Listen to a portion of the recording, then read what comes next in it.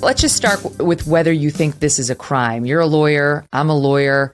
I had Bill Barr on the show yesterday who said, I think this could be a crime. He said, I'd want to pour over the obstruction statute more closely. But he said, my instincts say this is obstruction of justice.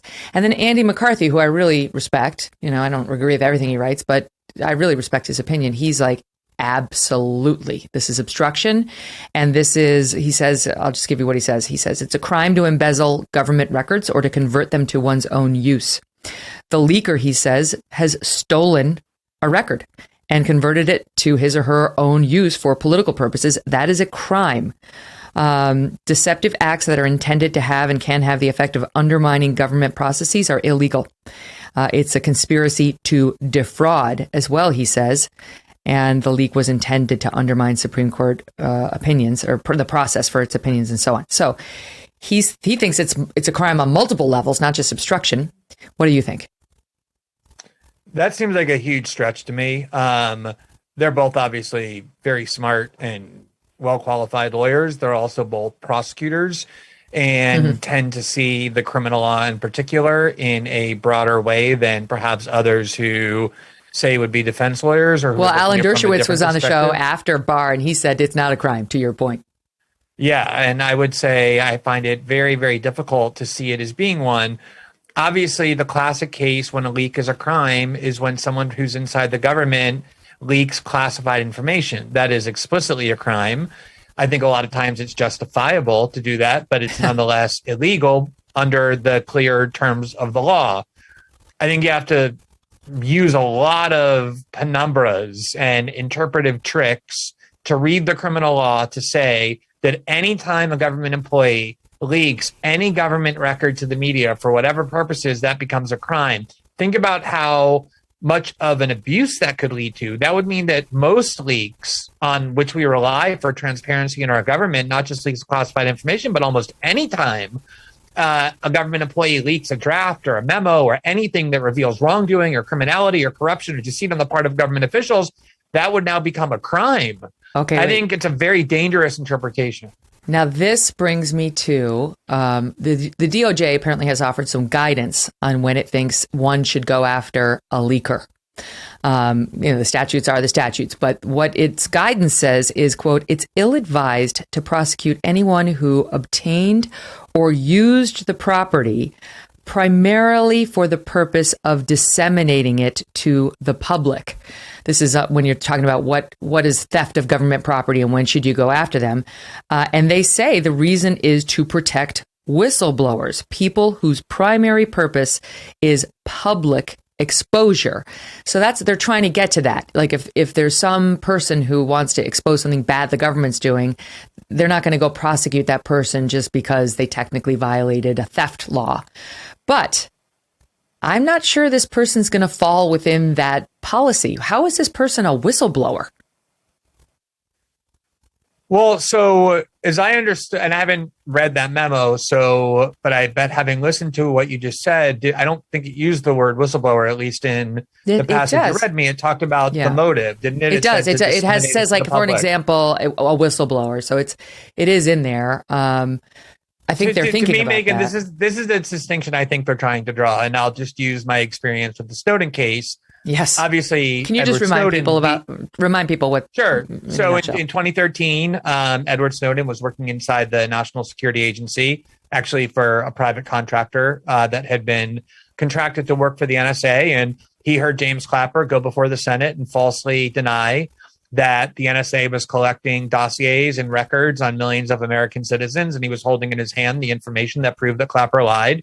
And even though those documents were classified, meaning it was a crime to disseminate them or leak them, he nonetheless called me and provided me with these documents along with my colleagues so that we could alert the world to what the government was doing in terms of spying. Now, obviously, there was a lot of controversy over what Snowden did. A lot of people think he's a criminal or a traitor. A lot of people think he's a hero and a whistleblower. But the key distinction to me here was, what the kind of classic spies, the Cold War spies used to do would be, if you were an American working within a spy agency and you wanted to harm the United States and say, help the Soviet Union, you didn't go to a reporter and ask them to publicizing information, you would pass it to an enemy government or sell it to an enemy government.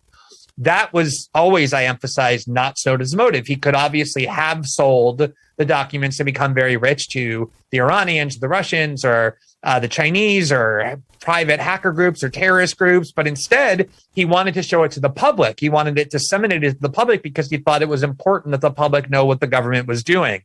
I think this is the dichotomy of intent that memo is describing.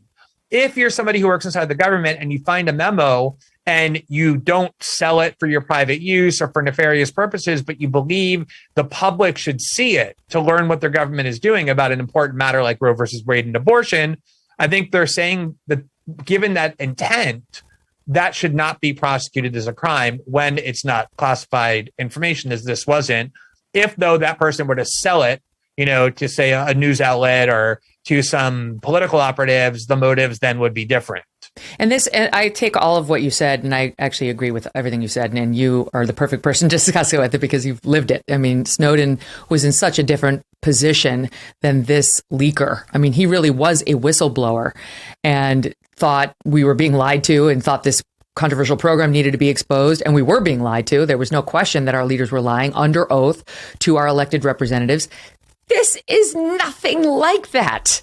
This is the Supreme Court working as exactly as it's supposed to work, with the confidentiality that it's always insisted upon and that this clerk, if that's who it was, agreed to protect. And it was a decision that was coming out anyway. There was no cover up. Everything's working the way it was supposed to be working. This person just wanted to leak. They were excited to paint themselves, as my speculation, as the heroine or hero of the left who was going to give people an advance peek at something they found controversial. It's a possibility it was a conservative who was trying to jar a wobbly moderate into staying on Team Alito. I make room for that too. Either way, it was somebody who was trying to manipulate the process. Hence, the obstruction of justice claim is a little bit more attractive because you and I were discussing theft of government property. And that thing I read to you where they do mention whistleblower, and if the purpose was really just to expose to the public this document as opposed to keeping it for themselves or whatever, they're saying we won't go after that. So that was in the theft crime. But when it comes to obstruction, Andy's point is this is literally the attempt to obstruct justice. He says they don't call it justice for nothing. Like, this is the Supreme Court trying to tell us what the law of the land is. And there's no reason for this person to have exposed this document other than to try to change the outcome. Right. So I think there's validity in that.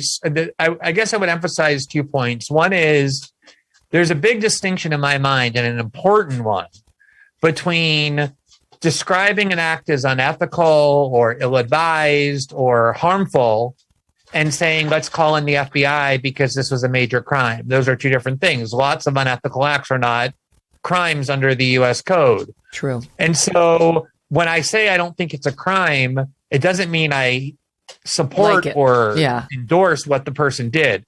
The other thing is, I do think the fact that we don't know who the person was who leaked and therefore obviously don't know the motives, can only speculate, makes the discussion even more difficult. But I agree with you that it's very hard for me to see how this person could be a whistleblower. Exactly for the reason that you said. We're going to find out what the ruling is in 2 months, and the Supreme Court should be allowed to follow its normal process. And they did kind of subvert that by either trying to generate political pressure against one of the justices in the majority to change their mind, or conversely to lock them in by having people know that if they do jump ship, they were originally in the majority. So I think either way, it's hard to see this person as a whistleblower. They clearly seem intent on manipulating the process to their liking. I'm going to have a very hard time calling that a crime because Megyn, from your work as a journalist, that so often sources have very mixed motives. Like the sources that leaked to the Washington Post about Watergate weren't really that noble. They were angry that they were passed over for a promotion, or angry that some person, was put into line in front of them and were trying to get vengeance. And that's a lot of the motives often have mixed or impure motives. Leakers do. And I think it's very dangerous to expand when leaking becomes a crime, given how important leaks are for us to know about a government that often hides behind secrecy. Are you tired of feeling like someone's always watching you on the internet? Using incognito mode will not solve the problem either. IPVanish VPN will. They're here to protect your right to privacy and help you stay anonymous online. IPVanish helps you safely browse the internet without exposing your private details to third parties. You can use IPVanish on your computers, tablets, phones, even devices like your Fire Stick when you're streaming media. When you use IPVanish, all of your data is encrypted. IPVanish makes you virtually invisible online. It's that simple. IPVanish right now is offering an incredible 70% off their yearly plan. That's just for our listeners with a 30-day money-back guarantee. 70% off. Who else is offering that? That is like getting 9 months, almost the whole year, for free. IPVanish, super easy to use. All you've got to do is tap one button and you are instantly protected. Take your privacy back today with the brand rated 4.6 out of 5 on Trustpilot. So go to ipvanish.com/Megyn and use that promo code MEGYN to claim your 70% savings. ipvanish.com/Megyn. Hey, thanks so much for watching. If you like what you just saw, hit the subscribe button for more clips and full episodes.